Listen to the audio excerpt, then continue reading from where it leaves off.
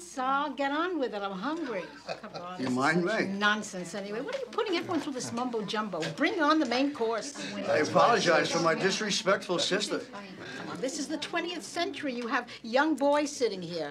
Don't fill their heads with superstition. Oh, the intellectual, the school teacher. Spare us your Leninist philosophy just this once. What, you're afraid if you don't obey the rules, God's going to punish you? Yeah, he won't punish me, May. He punishes the wicked. Oh, who? Like Hitler? May, how do you say that? 6 million Jews burned to death, and they got away with it. How did they get away with it? How? Oh, come on, Sal, open your eyes. 6 million Jews and millions of others, and they got off with nothing. How could human beings do such a thing? Because might makes right. That is until the Americans marched in and stopped them. I don't like this talk at my Seder. Okay, all right. I think this is interesting. Yeah, you do. You know, wait a minute. There's this joke about the prize fighter who enters the ring, and his brother turns to the family priest and says, "Father, pray for him." And the priest said, "I will, but if he can punch, it'll help." So what are you saying, May? You're saying you challenge the whole moral structure of everything? What moral structure? Is that the kind of nonsense you use on your pupils? Do you not find human impulses basically decent? There's basically nothing. Such a cynic, my sister. A nihilist. Back to Russia. Well, listen, I happen to agree with May when it comes to all that mumbo-jumbo. How can you say that? You come to every Seder, you pray in Hebrew?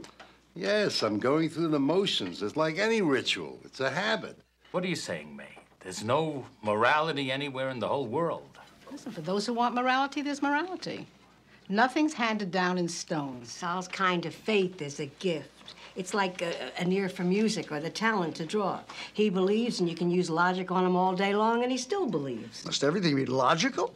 And if a man commits a crime, if he kills, then one way or another he will be punished. If he's caught, so. If he's not caught, that which originates from a black deed will blossom in a foul manner. You're relying a little too heavily on the Bible, so. No. Whether it's the Old Testament or Shakespeare, murder will out. who said anything about murder? You did. Did I?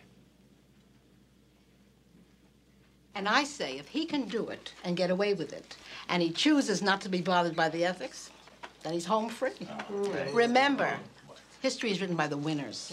And if the Nazis had won, future generations would understand the story of World War II quite differently. Your aunt is a brilliant woman, Judah, but she's had a very unhappy life. And if all your faith is wrong, Sal, I mean, just what if, huh? If. Then I'll still have a better life than all of those that doubt. Wait a minute. Are you telling me that you prefer God to the truth? If necessary, I will always choose God over truth. I agree with him. You agree? Yes, I say what goes around. I know what you mean. Oh, are you okay? Yes. I was worried. It's late. I had some business. Mrs. Ames is waiting. Yeah. Any messages? Yeah, you got an odd one. A Detective O'Donnell called and said he wanted to talk to you about something. Well, I tried to get him to tell me what, but he said he only wants to talk with you. He says murder, he says. Every time we kiss, he says murder, he says. Keep it up like this and that murder, he says. In that impossible tone, will bring on nobody's murder but his own. He says, Jackson. No, it's not such a great movie, but you know, it was fun. Yeah, I liked it. I think maybe when I'm older, I want to be an actress. I don't want you to be an actress. I want you to be on the Supreme Court or a doctor or something. You know, show business is dog eat dog. It's worse than dog eat dog. It's dog doesn't return other dogs' phone calls, you know, which is terrible. It reminds me, I should really check my service. Oh, okay. Although I don't know why. I haven't had a message in 7 years, you know? I call up and I hear the girls on the other end giggling. Oh, how's Hallie? She's great. I'm going to make my move there, I think, you know? Yeah. But I have this ethical dilemma because I'm married. Yeah. You know, but you shouldn't know about that. Clifford Stern, any messages? Can you check, please? Yeah, my heart says one thing, my head says something else. You know, very, very hard to get your heart and head together in life. Let me teach you that, you know? In my case, they're not even friendly. Yes? Really?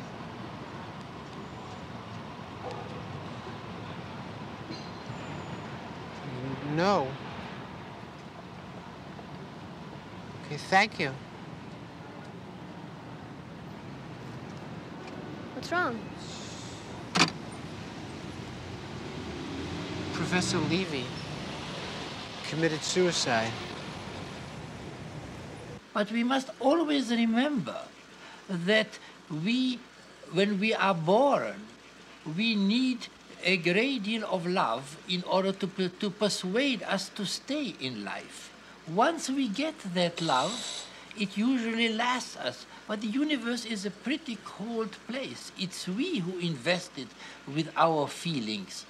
And under certain conditions, we feel that the thing isn't worth it anymore. I came as soon as I heard. I thought you might not want to be alone. Oh, God, it's been terrible, you know.